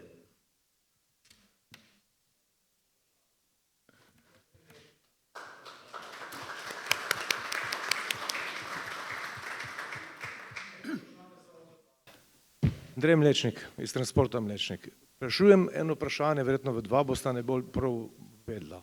Koliko firm, recimo transportnih, je že odšlo iz Slovenije? To me zanima najbolj, zakaj? Ker dosti mojih kolegov čaka volitve, če ne bo spremembe, bojo zginile, večina transportnih dobrih firm bo šlo v tujino. Eni celo mislijo na Italijo, ker trenutno so pogoji v Italiji boljši kot pri nas. Pa mi smo čisto na obmeji, bi rekel, ne? In zato me res to močno zanima. Verjetno, ker Lojze Rekar bo vedel to, enostavno sam transport, brez logistike, v stvari brez logistike, govorim, brez skladiščenja, je trenutno samo za plače, davke in banke. Ne ostaje več nič. In če tako greš naprej, se pravi, firma propada, ne? Delam pa 42 let to stvar. In resno razmišljamo, tudi mi razmišljamo o odhodu z države. Zato sem danes tukaj, rad bi pa slišal vaše mnenje, ali že kaj veste podatkov, ali bo sprememba, ne bo sprememba. Pa ni važno, za katera vlada bo. Sprememba odvisna od nas. Glejte, jaz točnih podatkov za to nimam, osebno pa poznam dva podjetnika, ki sta dejavnost prevoza preselila na Hrvaško. Eden je ta, ki je imel pač diskusijo s premijejem, z 200 šoferji v Zagreb, drugi je pa z enega drugega področja. Glejte, a bo sprememba ali ne bo? To je odvisno od nas vseh. O tem se bomo odločali 22. In še enkrat vas pozivam, da volite denarnico, jaz druga vam ne morem povedati.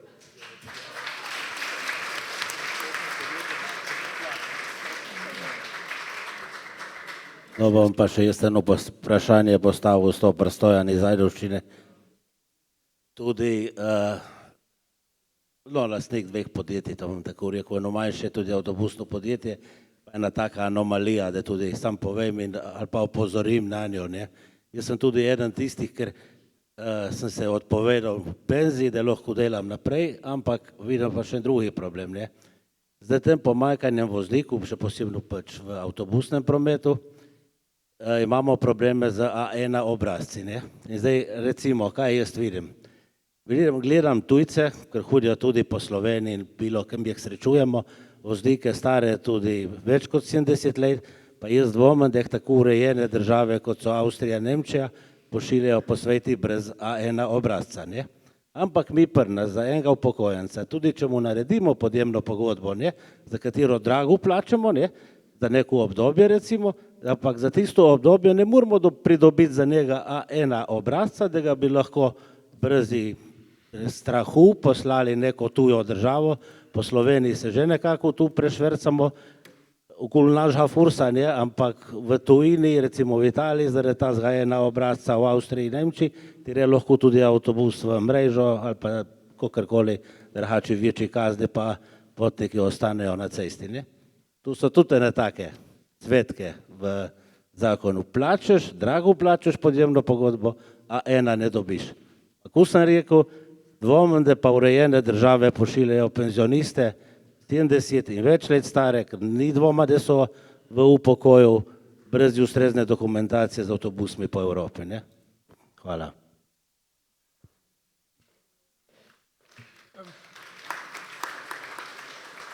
Zdaj ta A1 obrazec je visoko znotraj zahtev prevoznikov, o tem smo diskutirali, ta zadeva je taka, da je potreba rešiti, je nesmiselna, tam je ogromno zahtev, ki sedijo in ki take, če hočemo biti učinkoviti, ne morejo biti. Jaz druga vam ne morem povedati, kot to, da se s tem, kar ste povedali, strinjam in da ne bom obljubljal za naprej, kaj bo, če bo. To je potrebno spremeniti. Kaj bi lahko še odgovoril? Če bi lahko še odgovoril, no, torej, mislim, da ta ker ga pač tudi sami uporabljamo, no, ima še en drug zelo velik, izjemno velik problem in samo v Sloveniji, ne. Je pa del socialne zakonodaje Evrope, ki je pač taka, kakršna je, zagotovo bo treba to drugače urediti, ne. Ma še večji problem je, da edina Slovenija ne izda za minimalne papirnate prekrške A1 obrazca. Spet, da imaš delavca, ima neki papirnati prekršek, ki ni vreden nič, ne nekaj takega, ne, si v nekem postopku in si blokiran. To pomeni tudi za podjetje, če ima 2, 3 taka od 10, pravzaprav na nek način na poti propada podjetja. Tako da mislim, da ta problem se da lahko z malo kmečkega razuma hitro rešiti. No.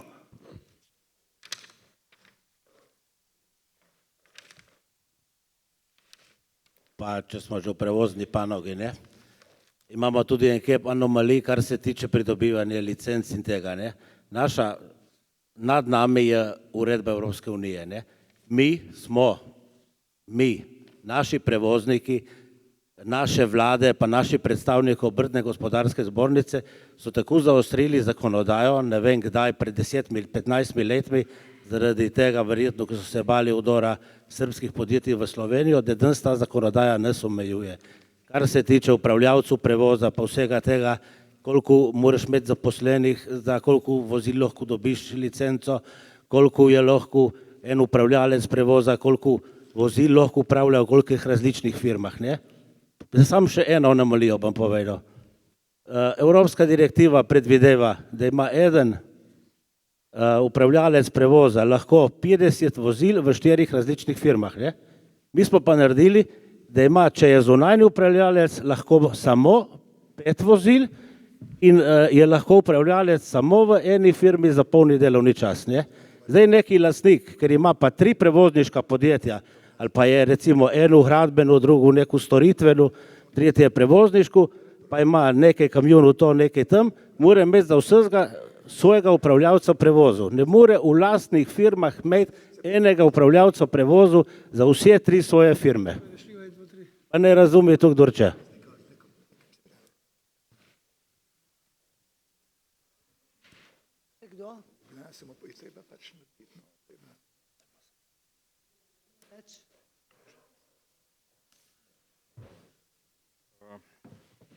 Hvala za besedo. Žena sicer pravi, naj se ne oglašam, ker nimam dosti delavcev zaposlenih. Vidim veliko herojev, ki imajo veliko delavcev zaposlenih. Zakaj ne poslušate žene? Prosim? Zakaj ženo ne poslušate? No, ekonomska svoboda je tako. Ekonomska je eno, drugo je resnična. Ekonomska svoboda je tako. Če upoštevamo zakone in plačujemo davke, smo pomembni že tako ali tako, ne? Kdaj se bo odnos države do podjetnikov spremenil, ne? Dokdaj nam bojo še govorili? Danes so na vrsti branjevke, drugič so frizerke, tretjič ste špediterji. To se nam je zgodilo pred 25 leti na mejnem prehodu tule ob meji, kjer so porezali vsi špediterje, ne? Pobrali, kar smo imeli in smo ostali tam, ko smo. Kdaj bojo govorili, da če tega podjetnik ne upa plačati, naj zapre? Zdaj 15% višja minimalna plača, tisti, kar ne upa plačati, naj zapre. Moj oče pred 50 leti, ko je šel zvečer v nedeljo na posel in se je vrnil soboto, čez en teden domov, je rekel, če se štejem svoj čas, smo manj plačani kot ena čistilka. Zdaj to pravimo podjetniki. Če se štejem moje delo, moje skrbi, smo manj plačali kot čistilka. Ampak, ko je rekel kolega tule, plačo, če hočeš imeti ure in pol, da pobereš 3 ure z firme za davke, bruto plačo, je greh. Ker vsaki naš posel ga dobiš, če si najcenejši, najugodnejši. Koga naj torej volimo? Po politični ekonomiji, ali naj volimo svojega sovražnika ali svojega prijatelja. Kdo je naš sovražnik? A je to Luka Mesec ali je naš prijatelj kdo drugi? Hvala lepa. Hvala.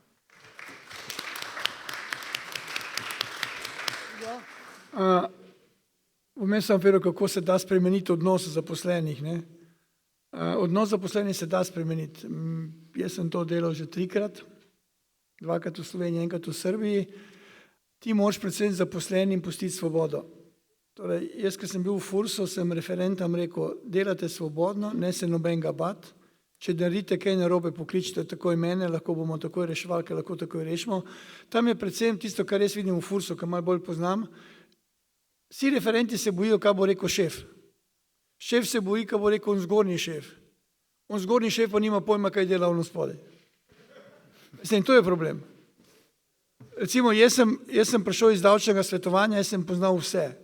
Jaz sem se lahko usedel pri referentki za mizo, pa sem mu našel v računalnik, pa sem jim povedal, kako mora narediti, pa kako mora odločbo narediti. Recimo, jaz, ko sem prišel na FURS, zdaj na zadnje 21, sem rekel, hočem, da mi davek na promet nepremičnin odmerite v 3 dneh. Zadeva je izvedljiva. Prvi dan, ko dobiš vlogo, pošlješ mail, koliko je za plačati, medtem ko on plača, ti narediš odločbo in odločba je 3. dan gotova. In to je nekaj časa laufal.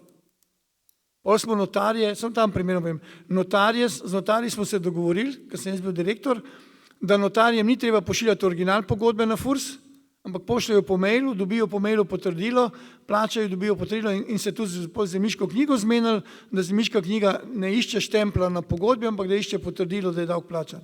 Torej vse se da uštimati, samo moraš jim dati svobodo in moraš imeti ljudi, ki imajo radi del, ki ga delajo. Ne smeš jih loviti za malenkost. Veste, tam nekdo lovi za malenkost, ker je izdal nekomu odločbo, ker ni odmeril nekega davka par evrov. Ampak vse se da, samo mora biti odozgor hierarhija, pa tudi ljudje morate biti za to, da takemu, ki vam to naredi, stopite v bran. Veste, mene so mediji skozi naskakovali, zakaj si spremenil to, zakaj si spremenil to, zakaj si tisto. Pa čeprav si imel tam enega lenuha, ker se mu ni dal delati nič.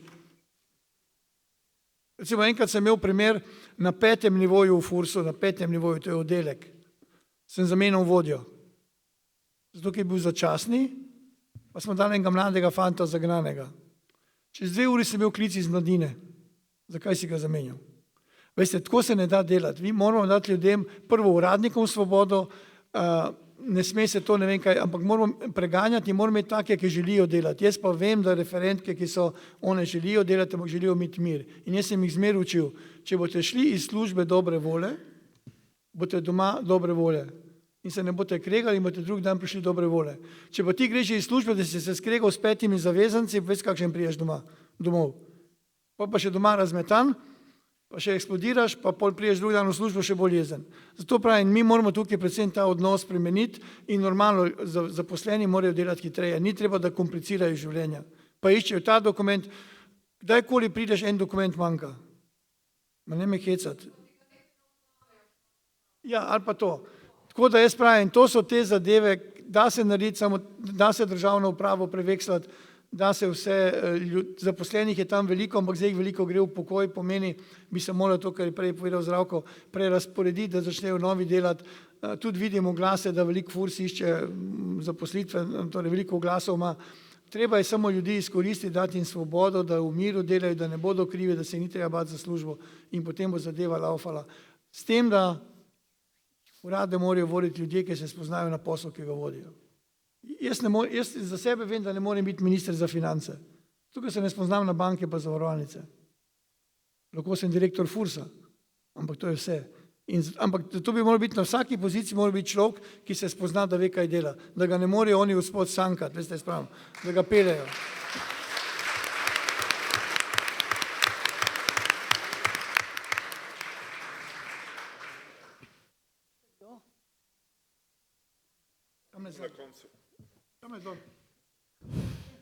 Jaz predlagam, da mogoče zaključimo, pa nadaljujemo pogovor ob pogostitvi.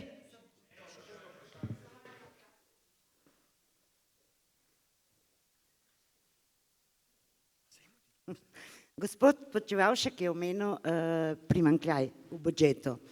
Gospod Rehar je omenil razkorak med odhodom števila zaposlenih iz gospodarstva in porastom v javni upravi. Če sem prav sledila zadnje številke, je ob skoraj 2 milijardah več pobranih davkov, skoraj 2 milijardi primanjkljaja, kar pomeni, da je bila poraba v lanskem letu cirka 4 milijarde večja. Me zanima, kam je ves ta denar šel, predvsem pa me zanima, pozdravljam to davčno reformo, ki jo je lepo opisal gospod Simič in ki je ključna, da ne gremo v ramengo.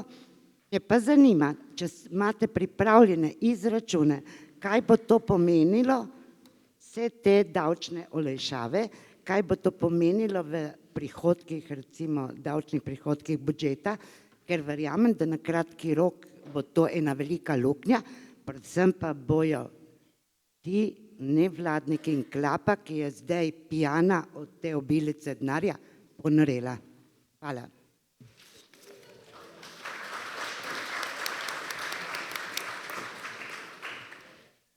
Zanimivo, da ljudje ob zmanjšanju davka zmeraj pomislijo na luknjo. Jaz pravim, da mi moramo, v začetku je lahko, ampak na začetku se da tudi ta zadeva izenačiti z tem, da ne greš v neke investicije, ki so bile predvidene in tako naprej. Torej, jaz v podjetju, če hočem nekaj narediti in če hočem imeti nek denar, ne smem nekaj kupiti. Torej, enostavno moram nekje prišparati 1 leto. Verjamem, da jaz mislim, da ta nova vlada, ki bo prišla, bo spet padla v neko varčevanje, zato, ker bo treba sigurno, ampak jaz računam, veste, če vi ne boste zmanjšali davke, ne boste dobili nove davkoplačevalce. In če ne boste imeli novih davkoplačevalcev, bo to problem. In če jaz pravim, če letos ni problem, da imamo 2 milijarde minusa, torej nihče se ne razburja. Nisem videl koga, da bi se razburjal, razen tu pa tam mediji so čist tiho, vse je super, še tisto najboljše, mi smo načrtovali 2 milijarde minusa. In ljudje to sprejmejo. Torej, zdaj jaz ko pravim, če so oni načrtovali 2 milijardi minusa, pomeni vsak, ki bo prišel naslednji, če bo 1,8 milijarde minusa, je 200 milijonov plusov, ne? Če rečemo čistko po kmečki. In zato jaz pravim, da ne smemo tako razmišljati, mi moramo narediti pogoje, da bo nekdo prišel k nam, ker zdaj so v glavnem grejo stran. In zakaj ne bi bili pri nas bogati menedžeri, zakaj bi živeli v Italiji pa v Avstriji, zakaj ne bi živeli v Sloveniji? Zakaj bi v Mariborsko letališče bilo prazno, zakaj ne bi bili tam majhni aviončki, oni bogatašov, ki poletijo sem, ki lovijo, ki štejejo dneve, zato ker v Sloveniji pač boš biti rezident, kjerkoli drugje. In mi to ne znamo, zato ker zmer pride do nekega napada na tiste, ki imajo denar, na tiste, ki imajo. Poglejte, kdo nam je kupil podjetja v Sloveniji, koliko Slovencev je lastnikov velikih podjetij. Mercator, Radenska, pejte po vrsti. Zato ker kdorkoli je hotel kupiti, so ga takoj napadli pa razmesarili. In to je tisto. Mi ne pustimo, da bi nekdo, ki je uspešen, da bi kupil, ki ga začnejo vrtati odkot je denar, koliko si utajil, kaj si naredil in to je pa skozi tisto marketiranje in potem si vsak reče, zakaj bi jaz tukaj, jaz grem v tujino, tam naredim eno firmo, pa bomo z ono firmo kupoval v Slovenijo. In to se nam dogaja. Zato pravim, tukaj moramo biti predvsem realni, normalno pa je, da vsaka razbremenitev prinese nek minus, to je sigurno. Ampak Avstrijci znajo to lepo reči, mi smo to dali vam davkoplačevalcem. Pa so šli pred leti 2 milijardi za reformo v minus. Tako da to moramo tako gledati. Ok.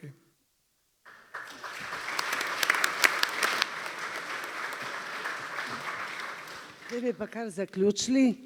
Hvala vsem vam, ki ste se udeležili in odzvali našemu povabilu. Hvala za vaše izvajanje. Jaz sem prepričana, da je bilo zelo zanimivo. Hvala vam, ki poslušate, ste prisluhnili temu izvajanju in prepričana sem, da se bomo še kdaj srečali.